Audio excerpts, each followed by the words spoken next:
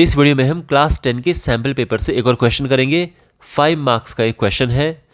यह question trigonometry के height and distance part से है, जो एप्लीकेशन ऑफ ट्रिग्नोमेट्री वाला चैप्टर है। तो यहाँ पे एक फिगर बनेगा, उसके बाद ये क्वेश्चन हो पाएगा। तो जैसे जैसे मैं क्वेश्चन को पढ़ता हूँ, साथ साथ में इसका मैं फिगर बनाऊंगा, जिससे आपको समझ में आता जाए figure. Alright, a boy whose eye level is 1.5 metre from the ground. एक बॉय है जिसका आई लेवल ग्राउंड से 1.35 मीटर की हाइट पे है, यानी ग्राउंड से और आइस की जो डिस्टेंस है, जो ये हाइट है आइस की, वो 1.35 मीटर है। इस तरह से, ठीक है। एक बलून को स्पॉट करता है, तो एक बलून है, इसे स्पॉट करता है और ये हवा के साथ ये हॉरिजॉन्टल डायरेक्शन में मूव हो रहा है बलून। अब इस समय जो इसका एंगल ऑफ एलिवेशन है, इस समय बलून का वो है 60 डिग्री। ये है अभी की सिचुएशन। अब सिंस ये बलून हॉरिजॉन्टल डायरेक्शन में हवा के साथ में मूव हो रहा है, तो कुछ देर में ये बलून यहाँ पे चला जाता है और अब जो एंगल ऑफ एलिवेशन है ये 30 डिग्री हो जाता है, इस तरह से। अब सिंस विंड की स्पीड 3 मीटर्स पर सेकेंड है, तो वो बलून की स्पीड भी होगी। और हमने फाइंड करना है कि इस बलून की ग्राउंड से क्या हाइट है। तो ग्राउंड से हाइट आप यहाँ पे भी ले सकते हैं और यहाँ पे भी ले सकते हैं, दोनों एक जैसी है। और ये है ग्राउंड। तो ये फिगर आपको पूरा समझ आ गया अच्छे से। यहाँ पर हमने ये हाइट फाइंड करनी है। ओके, इनको नाम दे देते हैं हम ABCD करके। तो ये बॉय AB हो गया, और यहाँ पे बलून पहले C पे था, फिर D पे आ गया, और ये EFGH इन्हें नाम दे देते हैं। ये है proper complete figure. Height find करनी हमने, तो बेसिकली हमने यहाँ पर फाइंड करना है, या हम CG कह सकते हैं और DH भी कह सकते हैं। तो बेसिकली इन दोनों ये हमने फाइंड करना है, ठीक है। DH या CG दोनों ही हाइट है। तो यहाँ पर सबसे पहली बात तो ये कि हमने CD डिस्टेंस फाइंड करनी है, और उसके बाद ये क्वेश्चन बहुत आसान है। CD डिस्टेंस फाइंड करनी है हमने, ठीक है। तो CD डिस्टेंस जो है, आप जानते हैं डिस्टेंस होता है स्पीड इनटू टाइम। तो स्पीड क्या है? 3 मीटर्स पर सेकेंड, और टाइम क्या है? 12 सेकेंड्स। यानी ये बलून C से D तक गया 3 मीटर पर सेकेंड की स्पीड से 12 सेकेंड में। तो हमने डिस्टेंस फाइंड करने के लिए, देखो, डिस्टेंस होता है स्पीड इनटू टाइम। तो इस फॉर्मूले से हम कह सकते हैं कि हम ये डिस्टेंस हमने फाइंड कर दी है। तो ये हो जाएगा 36 मीटर्स। ओके, क्लियर है। अब ये 36 मीटर ऐसे में है, तो ध्यान रखना 36 मीटर यहाँ से यहाँ तक भी होगा।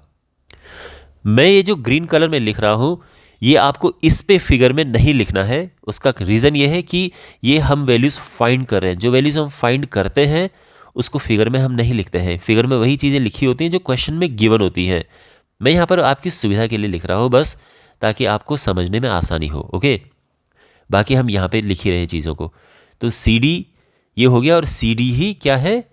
EF के भी इक्वल है।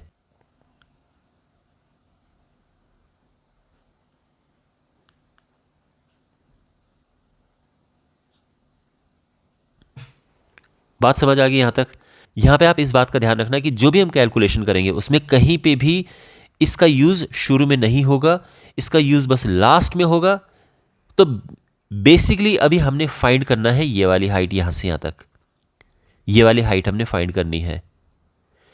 और जब ये हाइट, क्योंकि ये दोनों सेम है, और जब ये फाइंड हो जाएंगी उसमें 1.35 प्लस कर देंगे, तो 1.35 मीटर जो है, इसका अभी कोई रोल नहीं है कैलकुलेशन में, ये लास्ट में यूज़ करेंगे।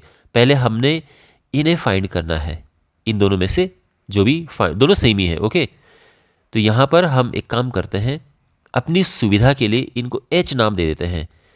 तो जो CE है और यह DF है, ये दोनों H है। ओके, यहाँ से यहाँ तक।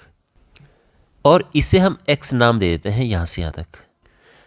ये हम इसीलिए लेट करते हैं क्योंकि जब हम कैलकुलेशन करते हैं तो कैलकुलेशन में इन्हें लिखने से ज़्यादा आसान होता है X और H लिखना, इसलिए मैंने ये लेट किया है।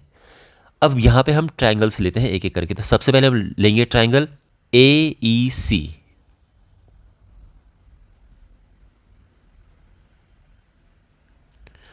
इसमें हम लगाएंगे tan theta.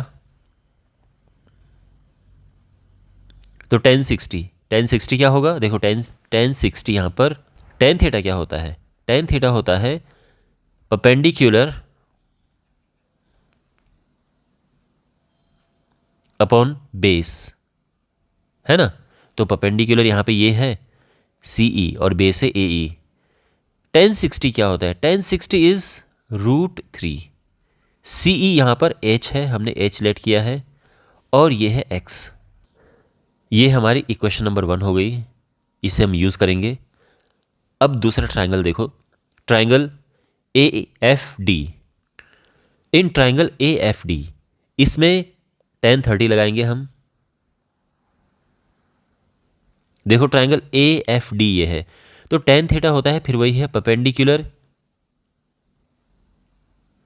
Upon base. tan 30 1/√3 DF जो कि h है, बेस A से लेके F तक। सोचो A से लेके F तक क्या है? A से लेके F तक है x + 36। थोड़े से और सिंप्लीफाई करते हैं। x + 36 इज यानी क्रॉस मल्टीप्लाई हमने किया है √3h। ध्यान रखना हमने h फाइंड करना है और फिर 1.35 उसमें प्लस कर देना है, ये पूरी हाइट फाइंड करने के लिए। तो बेसिकली हमारे पास अब ये दो इक्वेशंस हैं, और इन इक्वेशंस को सॉल्व करके हमने x और h फाइंड करना है। एक्चुअली यहाँ पर हमारा पर्पस h फाइंड करना है, जिसके बाद ही हमारी पूरी हाइट निकलेगी। देखो अगर हम इसे यहाँ पे क्रॉस मल्टीप्लाई करते हैं तो क्या मिलेगा हमें?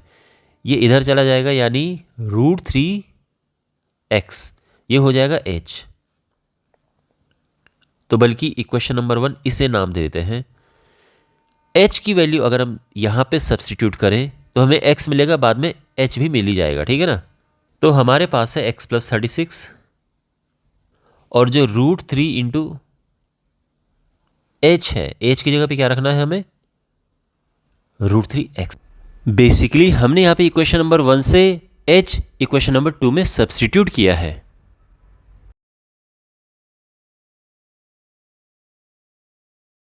तो x + 36 हो गया 3x, x उधर जाएगा तो 2x हो जाएगा, 2x हुआ 36 और x हो गया 18 मीटर्स।